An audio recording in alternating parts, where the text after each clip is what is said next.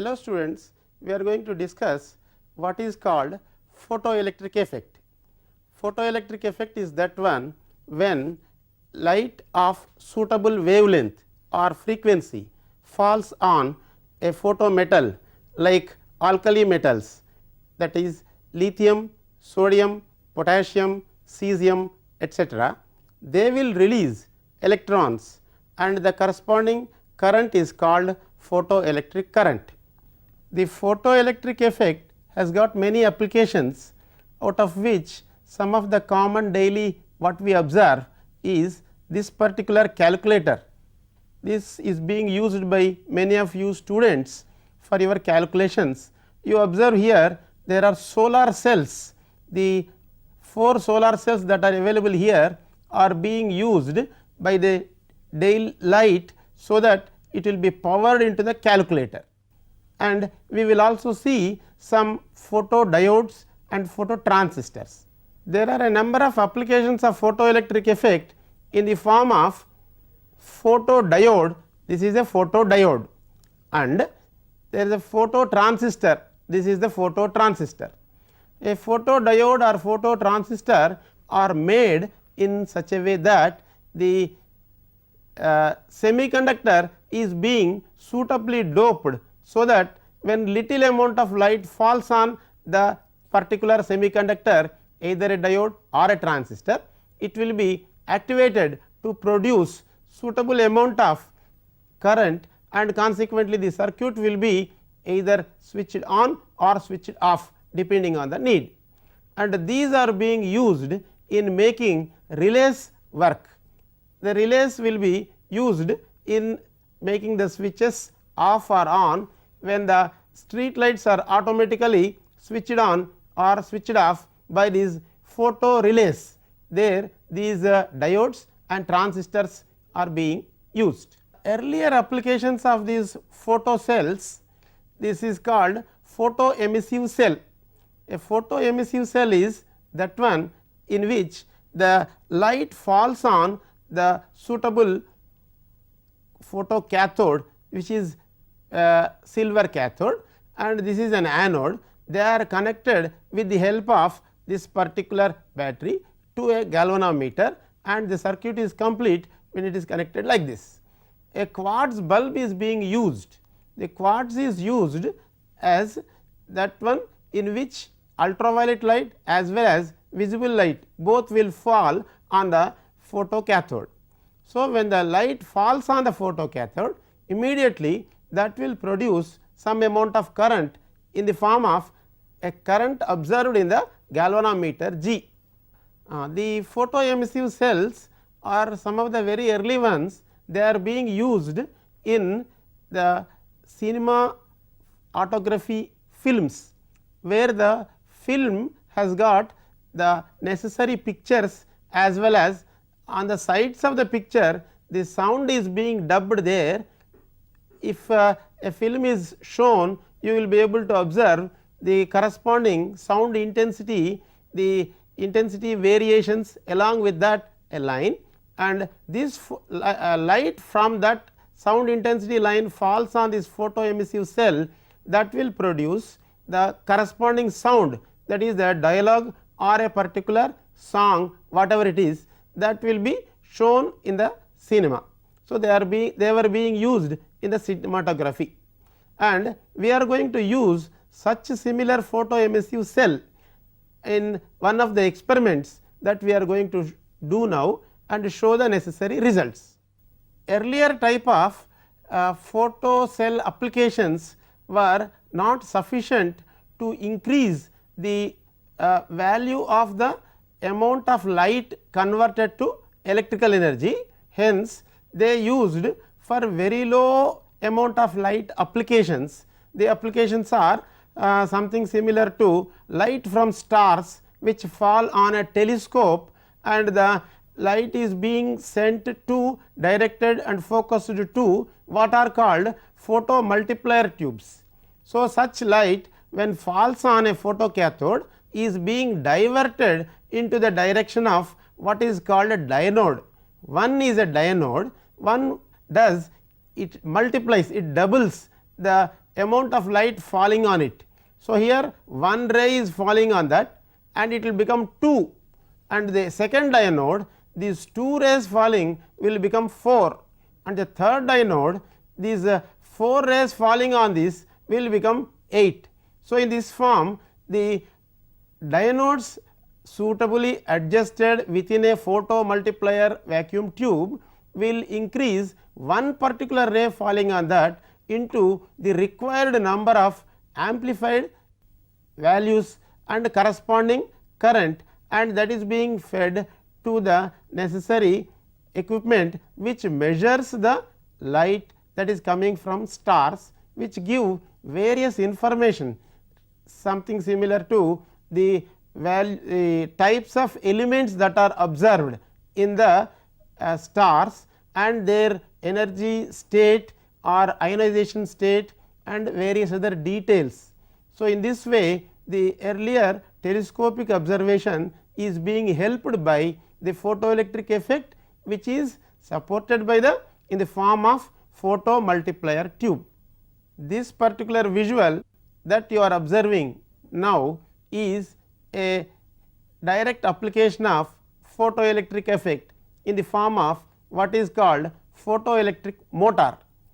A light falls on this particular photocathode and it is being fed into a motor with the help of a small circuitry, and which of course include photodiodes and phototransistors, which we have already seen, and that will activate a relay which is connected to a motor. Whenever the circuit is on, the motor will be rotating. Once the motor rotates, the direction in which the panel is being observed, such things are usually used in satellites, so that the panel always sees the sun to get the maximum amount of energy. This is the actual photoemissive cell we were observing in the earlier visual chart. Now, this is made by General Electric, this is 929 number, and this has got a photocathode. This is the big plate that you are observing, a pointer is shown, is the photocathode, and you observe now the photoanode. This particular rod that you are observing is the photoanode. This is the photoanode, this rod that you are observing. I will show you this in a particular different direction.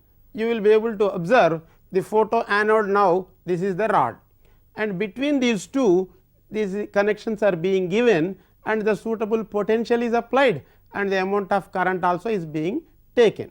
This is a very early type of this valve. You can see the valve base. The physics of the photoelectric effect is as old as 1890, when our Hertz, Hallwachs, Leonard, Compton and other scientists have done the basic experiments. Using the basic experiments, Einstein has given the suitable theory which made the entire quantum concept into a totally different direction. One of the early experiments done by Hallwachs is shown in this particular chart. This is the visual in which you observe the anode as A, cathode as C, and the light falls on the cathode and immediately the current that is released and continues the circuit, and the circuit once completes, the galvanometer will show the suitable amount of current. So, when the light falls, the cathode releases electrons and consequently the current comes, hence the current is called photoelectric current. Now, the next visual that you are observing is the apparatus arrangement, in which you will be observing the investigation of the photoelectric effect. The earlier one is a very primitive one, and the later on people have improved it on that, and that is being shown in this. In this also the effect is the same, but arrangement is a little elaborate, so that experimental work more can be done using this particular one. In this, E is the photometal on which the light falls through a quartz window, and it is being collected by this, and they are connected through a DP-DT into an ammeter and a voltmeter, and particular voltage application purposes a 10 volts voltage power supply is being connected here. This shows that whatever we want to do with the help of the various factors that are affecting the photoelectric current are being observed with the help of this apparatus. For example, the photoelectric current can be increased and decreased, photo intensity can also be increased and decreased, and the voltage applied between E and C are also increased and decreased. And here this is the source where the source gives the light of suitable color or the associated frequency. Now, we will change the frequency also. Apart from that, we have a facility to change the particular metal in this, that means the photo metal also can be changed. These are the factors which are affecting the photoelectric current. This is the apparatus about which we have discussed in the earlier chart. Now, this particular housing, this is the unit in which we will be observing that particular photo emissive cell, this is housed in this, and this consists of a potential applied in the both positive direction. Both these switches, when they are in the positive direction, they will be, we will be able to apply 20 volts potential. This is the knob which makes us to vary the potential from 0 to whatever value that we require. And here is a instead of a galvanometer, we have a microammeter. This is 0.01 microamperes DC also is being measured with the help of this microammeter. This shows the current which is called photoelectric current, and this is the voltage applied is being observed in this particular panel meter, which is a voltmeter. This is the amount of voltage applied between the anode and cathode of the photo emissive cell.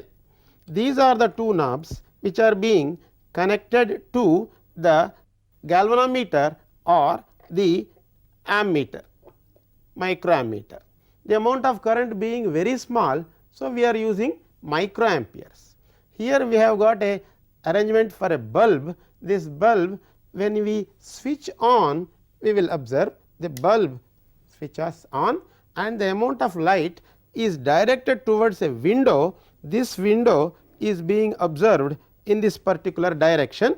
This is the window through which this light falls onto that particular photocathode. So, once it falls on the photocathode, the electrons are being emitted from that and the circuit will be completed, and we will observe the corresponding photoelectric current in this particular meter. So, this is our photoelectric current meter. We have already seen this is a window through which light is falling when we switch on the light, and this light instead of falling directly onto the window, what we will do, we will insert some filters into the window. These filters are observed in this particular visual. This visual shows 4 colored filters. One is red, another one is yellow, third one is green, the fourth one is blue. Each is different colored, and hence correspondingly the different wavelengths are being there for these filters. Once we say the wavelength, it also means the frequency of these filters are different. The frequency of red filter is low and yellow filter is high, green is still higher and blue is the highest among these 4. If we want still higher frequency, we will have to go for ultraviolet light. The arrangement for that will be totally different. In this part of the visual, we will observe as the light intensity increases, the photoelectric current increases. That means, when the light intensity is 0, that means when there is no light, the photoelectric current also will be 0. And as we increase the light intensity, what do you mean by increasing the light intensity? Instead of smaller bulb, we will use bigger bulb, like say 10 watt bulb or 15 watt bulb, 25 watt bulb, then 40 watt bulb, 60 watt bulb, 100 watt bulb. As we increase the wattage of the bulb, we are increasing the light intensity. Once we are increasing the wattage of the bulb, the photoelectric current increases. Now, I have switched on this apparatus, the light falls on this window of the photoemissive cell, and I have applied using this knob a voltage of 1 volt, and I am getting a photoelectric current. The value we will be observing. With all this is done with the help of a 40 watt bulb. I am going to use a 60 watt bulb now. The earlier bulb that we have used was 40 watt, and the corresponding reading that you have seen was around 10 point something. Now, I have inserted a 60 watt bulb, showing that the wattage of the bulb is increased, the corresponding reading in the photoelectric current also increases correspondingly. Yet another part of our the photoelectric current is being affected is by the accelerating potential. This factor is being experimentally observed in such a way that the accelerating potential can be made both positive side as well as negative side, and we can have a bulb of some intensity I1 here, and the bulb of different intensity which can be made double that of this particular thing called I2. So, with the I1 intensity bulb, we will be doing the acceleration potential. This is decreased from high value to 0, it is being constant throughout. Same case with another bulb having an intensity double that of the earlier one, also gives the constant value. These constant values of I1 and I2 are called saturation currents. Once we go to 0, we will be observing the fall of the current when we make the accelerating potential in the negative side. That means, we will be reversing the acceleration potential, and consequently, we will observe this particular bulb readings will come to 0 current at a particular potential called stopping potential. And similarly, the bulb of higher intensity also comes down and it decreases to the same 0 as we get the earlier one. In this particular entire case, what we have done is we are using the same photo metal as well as the same current, the same color. The same color means we will use either one red filter or a blue filter, only one particular filter. That means, for that given filter, the stopping potential will be this particular one. If we have a facility of changing the photometal from A to B, as the frequency increases, the photoelectric current increases. This particular curve shows that. That means, the particular frequency for which there is no photoelectron that is emitted, we will call this as cutoff frequency, and the associated wavelength is also called cutoff wavelength. So, the cutoff wavelength for a metal B is different for that of a metal A, and correspondingly what we observe is each metal will have its own cutoff frequencies. That means, less than that frequency there is no photoelectron released from that particular photoemissive cell.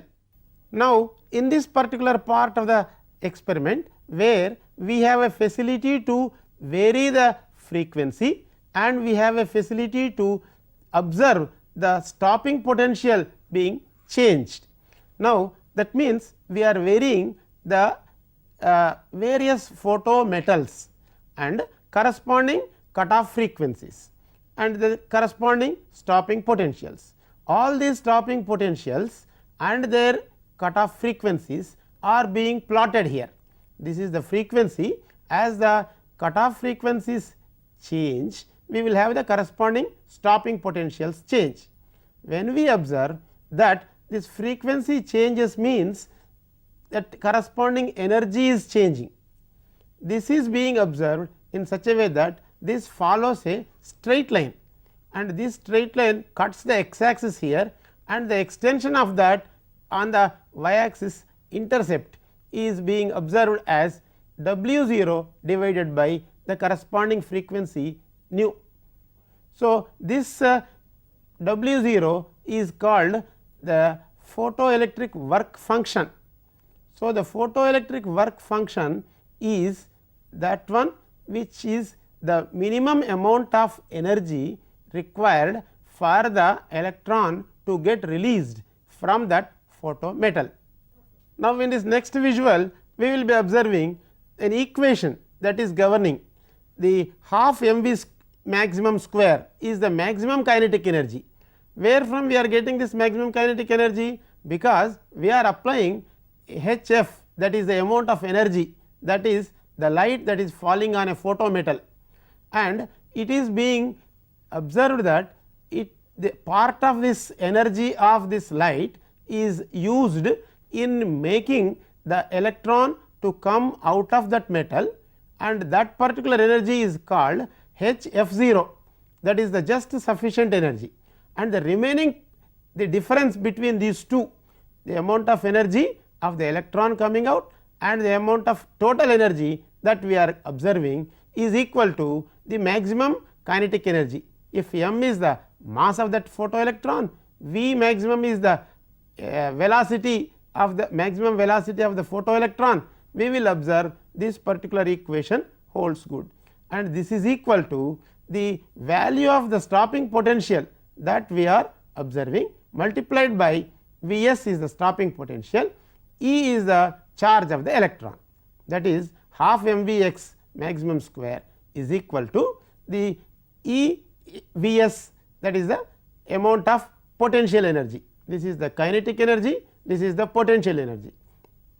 Now, we will rearrange this in the next equation. E into Vs, that is the potential energy, is equal to the light energy Hf minus W 0, which we have already called it as the work function.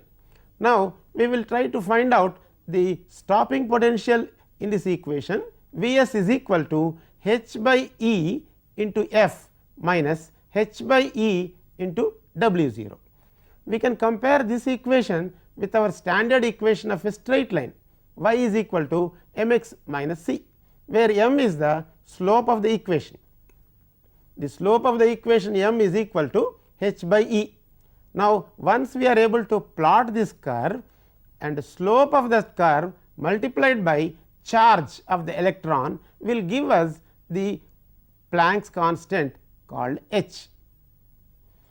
This is being done by this expression is given by Einstein with his own idea of treating the energy of the photon that is coming in the form of light particle, and this form of treatment of energy by Einstein is different from the treatment made by Max Planck, where Max Planck has utilized the quantization of the energy only at a particular place where the emission of radiation is being observed. That means, it is in the only cavity where the radiation is emitted, whereas Einstein's theory is totally different from that, in the form like that from the emission of that particular photon, it will be sustaining its own energy, and the form of the packet wise arrangement of a photon or quantization is being observed throughout the life of that photon. That means, once the photon is totally absorbed by a particular metal, that energy is utilized in making the energy of the electron of that particular metal to come out of that metal, and it will be stream of these electrons that are coming to produce the photoelectric current. So, in this respect the corresponding experimental verification is being done, has been done by a scientist called Millikan. This is the arrangement made by Millikan. His arrangement is, this entire thing is in a particular evacuated chamber. In this chamber we will be observing a cathode that is being in contact with whatever metal we want. That means, this is the K means potassium, or if it comes and contacts with this Li, that is lithium, or if it comes and contacts with this, it will be connected to that particular thing called sodium.